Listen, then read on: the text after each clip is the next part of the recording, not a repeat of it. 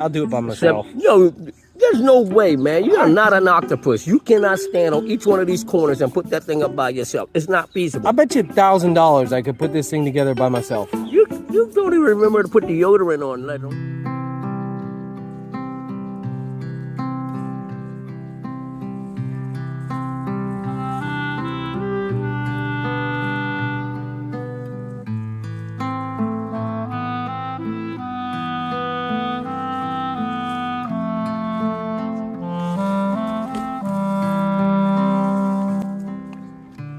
What are you doing over here? I'm trying to capture some flowers.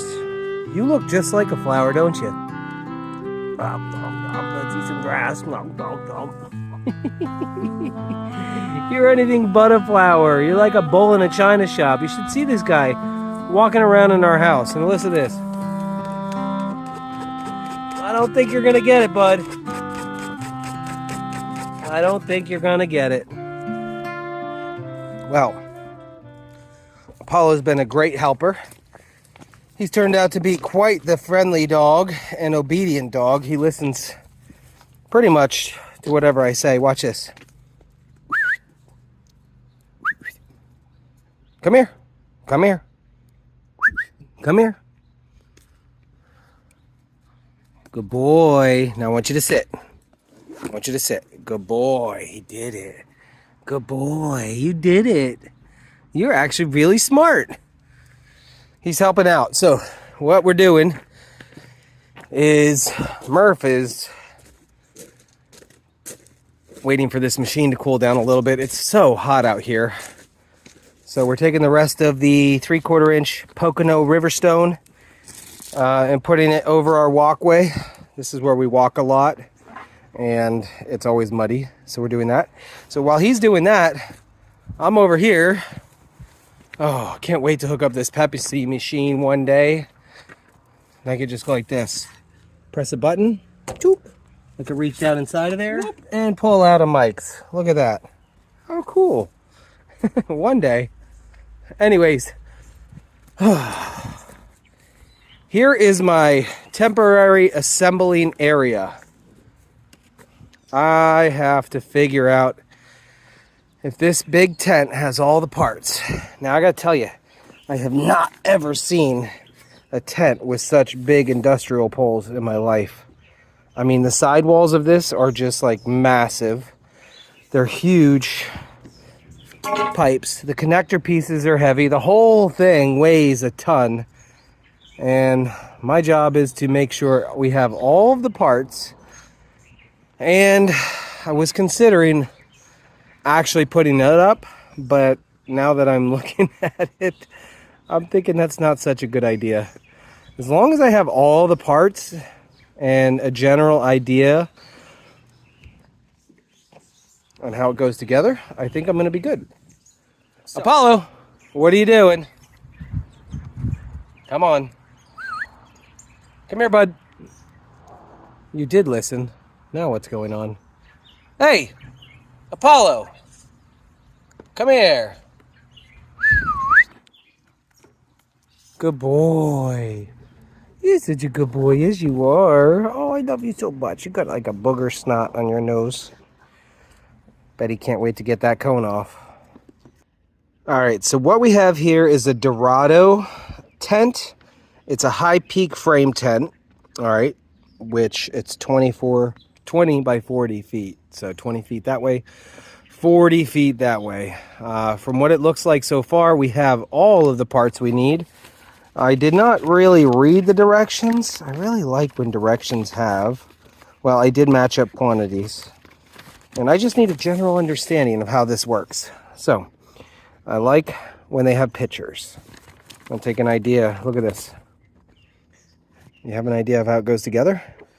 Just like we have here. And then, there's actually cable, believe it or not. There's this industrial strength cable with tensioners that will span from that corner to that corner and that corner to that corner, and it'll repeat over there. And you use the tensioners and you pull it together and everything sucks together really tight. Each one of the corners has this industrial-sized aluminum receiver. And this is where our cable goes right here. And then this is where we hook our ratchet straps in. And this is Mr. Murph.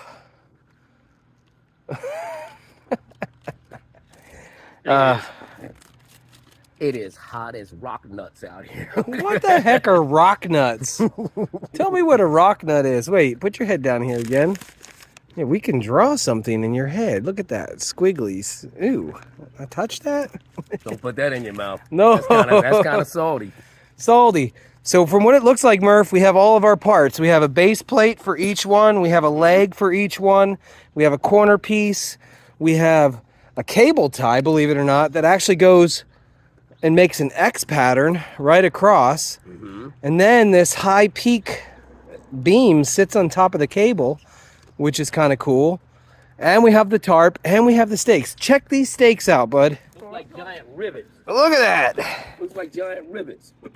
And I want to know who's going to be the dummy that's going to hold it while somebody's swinging a hammer. Not me. It ain't going to be me. I ain't doing it. I got a trick eyeball. No. And then look at this sucker. Uh-huh. This is just for the legs down here. Yeah. So each one of the legs goes, and then you have another stake. Yeah, once they go in the ground, how they coming out of the ground? Good question. So Murph's totally worried about who's going to be the one, first off, putting those stakes in the ground, and who's going to... No. Get it right. Get it right. I'm not worried about putting the stakes in the ground. I'm worried about who's going to hold that stake and who got a trick eyeball that's swinging the hammer. And how are the stakes coming out of the ground? Bring your insurance cards, whoever is holding that stake. It's going to take 7 people to put this thing together, and I'm not there. So... I'll do it by myself. There's no way, man. You are not an octopus. You cannot stand on each one of these corners and put that thing up by yourself. It's not feasible. I bet you $1,000 I could put this thing together by myself. You don't even remember to put deodorant on, let alone put this whole tent together by yourself? Yeah, okay. Yeah, all right. Yeah, and you actually smelled yourself. Oh, boy. What is wrong with you? If you're going to do that, at least go incognito and put your shades on. So nobody can see you. Seriously? It smells like Teen Spirit. It's not the pool. You know, I just don't trust. I just don't trust. I don't trust packaging systems. Yeah, either. right. We get all this stuff in here, and then you go to the main important piece was missing. Yeah, I'll get there, and then I'll realize, oh, we're missing one piece. Well, I can tell you though, this is one durable tent. I want to go over to the other tent and just show my 20 by 20, show the difference on the size of the poles. It's insanity. Like, this thing is a true commercialized tent. So, Apollo, let's go. All right, I'm going to show you quickly the diameter size and the construction of these poles versus our standard 20 by 20 tent. I got to tell you, I am impressed. You coming to help out, man? This is your typical 20 by 20 tent. It holds up pretty well. Now, check this out. Look at the size difference in the poles that hold this up. At least when Lauren backs into this tent, it probably won't buckle as easy into the new tent, because she did. Look what she did over here. She don't know how to drive that well. So Jeff used a piece of copper and we fixed it, but Lauren backed right into it and snapped it in half.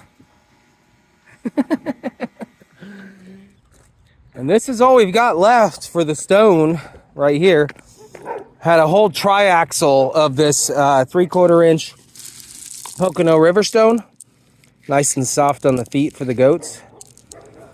All of those big quarry stones, those 5-inch quarry stones, are no longer here. It's nothing but smooth river stone.